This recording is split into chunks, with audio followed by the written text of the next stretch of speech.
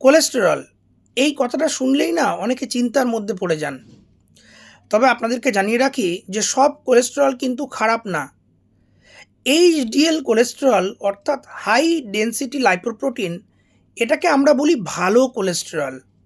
যাদের ক্ষেত্রে HDL cholesterol 60 বা তার বেশি আছে, তাদের ক্ষেত্রে কিন্তু হৃৎপিণ্ডের রোগ থেকে সুরক্ষা পাওয়া যায়, অর্থাৎ তাদের ক্ষেত্রে হৃৎপিণ্ডের রোগের সম্ভাবনা কমে যায়।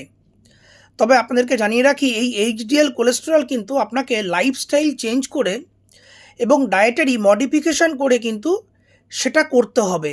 যেমন ধরুন, আপনারা রেগুলার এক্সারসাইজ করলেন, আপনাদের যে খাওয়া দাওয়া সেখানে একটু ভেজিটেবল রাখলেন, অর্থাৎ শাকসবজি রাখলেন, ফলমূল রাখলেন, আপনারা অলিভ অয়েলের ব্যবহারটা করলেন, আপনার ট্রান্স ফ্যাটটা কম খেলেন, এই জাতীয় করে কিন্তু আপনাকে এইচডিএল কোলেস্টেরলটা বাড়াতে হবে। আর যদি কোনো কারণে আপনি ওষুধ খেয়ে এইচডিএল কোলেস্টেরল বাড়ান, বা যদি অন্য কোনো রোগের কারণে এইচডিএল কোলেস্টেরল বেড়ে যায়, তাহলে কিন্তু হৃৎপিণ্ডের রোগ ভোগ থেকে যে সুরক্ষাটা পাওয়া, সেটা কিন্তু পাওয়া যাবে না।